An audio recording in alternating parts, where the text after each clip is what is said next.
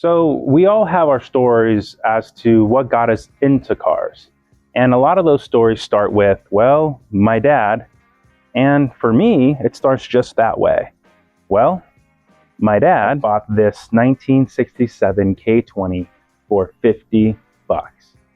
Believe it or not, yes, 50 bucks. And if you want to know that story, which is a whole nother story in its own, comment 50 below. Now, the reason why my dad bought this truck was because back in 1991, he also bought his first house. And well, of course, he needed something to haul around materials, old rugs, yada, yada, yada. But the real reason why my dad bought this truck is one, what I thought. Because this is his era. Back when he was in the dunes, back at his local hometown, these were the trucks that had the massive new V8s that were tearing up the dunes. Not to mention, it's his birth year. So secretly, that's why he loved it.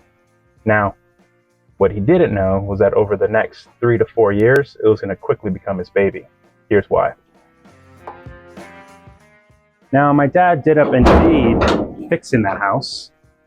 The lawn, even the carpets, which my mom claims that she was the one that ripped all the carpets out with me in her belly. But it wasn't just my mom that was helping out my dad. It was also my grandfather. So him and my dad spent countless hours and trips inside of this cab. Now, truth be told, my father's plan was to always gift this truck back to my grandfather as a thank you for all the help that he gave him.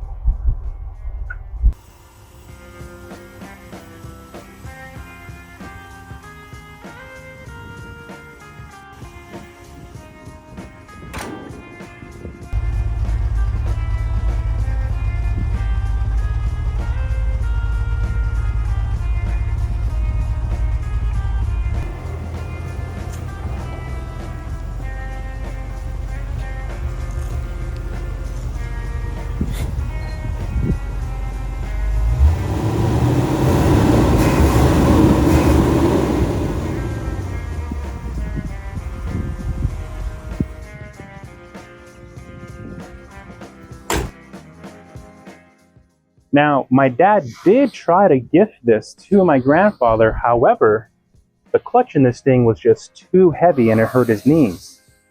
But to my dad, that wasn't a big issue because he was a transmission guy at the time and knew exactly what he needed and how to do the swap. But before he got that job done, he did enjoy this. He even took it off to the dunes that he once visited as a kid, but this time sitting in the cockpit of the very own truck that he used to fantasize about. Now, the unfortunate part of the story is that in 1993, my grandfather ended up getting sick. And early 1994, he ended up passing. And it was at that moment that my dad decided to do a full restoration on this truck in his honor. Now, like I mentioned, my dad at the time was a transmission guy and has been in the automotive scene for a while. So he had plenty of friends to barter with. So the build began. Here's a few images of the original teardown process, and even myself and my brother here visiting the shop to check out the progress. Now, my dad settled on one of his favorite colors, which is actually 1957 Chevy Bel Air Tropical Turquoise. You gotta remember also that in the 90s, it was all about that turquoise, those splashes of pinks, the purples. So this truck for its era, just the right color. But once it was done, this quickly became the truck that we used to go to cruise nights and car shows in. See, at the time, my mom worked graveyard shifts at a local furniture manufacturer, and my dad worked during the day. So my dad would often pick us up from school, feed us some dinner, and off to the cruise nights we went. For example, here's a photo of me at the local car show behind a 55 Chevy, of course. But I remember pointing at this car here and telling my dad to take a photo of it because those are the cars that caught my attention. You can tell it's a Model A, hence might be a connection there as to why I'm into hot rods today. So as you can imagine, I spent a lot of my childhood years inside this truck, usually sitting in the middle. Since my brother was older, he got the window seat.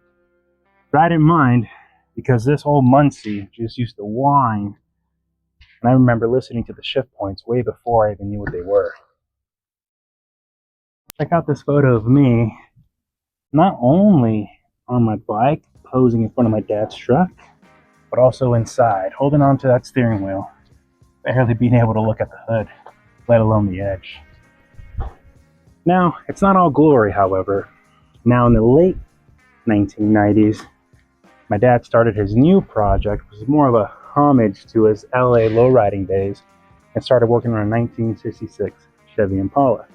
During that time frame, and especially once it got done, that became his new baby, and this one got neglected a little bit. Its ultimate downfall was when we moved over to Alta Loma. We had it parked in the back with an Easy Up, or one of those older Easy Ups you pop together, and we had the Easy Up tied to some quads around it because, again, we were just moving. We went on a quick little weekend trip, and we came back. We had no idea about the Santa Ana winds. And half of the Easy Up was in the pool, and the other half, all weekend, was just scraping away at the paint, which was, of course, a bummer. But my dad saw that as an opportunity to, one, repaint this, because this has single stage paint. So as you can tell, it's already looking really dry, which I hope to fix today. But also, at the time, my dad had a 2002 GMC Denali with the new 6.0 in it. And this was right around the time when LSs or LS swaps were becoming a thing. So my dad said, might be able to pull that 6.0 out of that Denali and put it into this bad boy. Now, that didn't end up happening because we ended up moving to Rancho about a year and a half, 2 years later. So the truck was parked in 2003, 2004 when we moved, and it sat there for about 14 years. So that puts us at about 2017. Let's back up a little bit to 2015, because that's when I bought my first truck myself, and it was a 1972 Chevy C10 stepside. I've always been partial to stepside for some reasons, or anything with big fenders. Now, that truck was a pretty good solid runner with a stock 350 in it. However, I hit a 2x4 on the freeway, cracked the oil pan, and a quick oil pan swap turned into a full LS swap, which turned into full suspension swap, new paint, rust repair, you name it.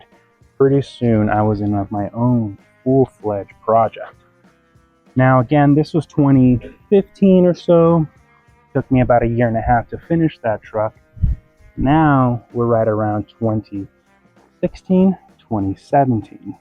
Now, the bummer with that project is that 6 weeks after finishing it, I had a drunk driver pull out in front of me and just completely wreck the truck. One thing that did come from that build was my dad's, let's say, respect and ability to work on cars while doing it responsibly, especially financially. So he offered me this truck. And I remember his words exactly. He said, "I don't care whether it's $20 or $20,000. It's all the same to me. Just give me whatever you think is fair." So I did some research, and long beds at the time were going for about $6,000 to $7,000 running, and this needed quite a bit of work to get on the road. So I offered him $6,000, which I thought was fair.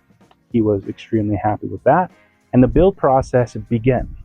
So now it's getting rebuilt, or at least tuned up, for the third time in its life. And that whole process took me about 3 months or so. The biggest problem was that the master cylinder had leaked all of the brake fluid down the firewall, started rusting the firewall not only on the outside but on the inside as well.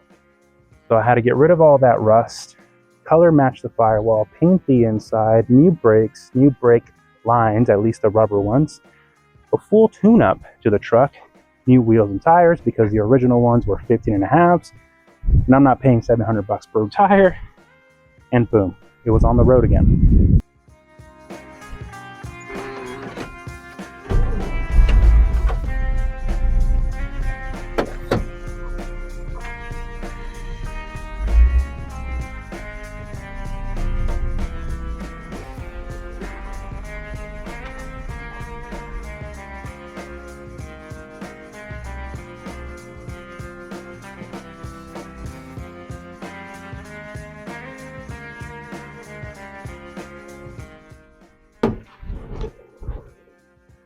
Now, I really enjoyed this truck when I got it running. Took it pretty much everywhere. Same kind of things that my dad and I and my brother used to do when I was a kid.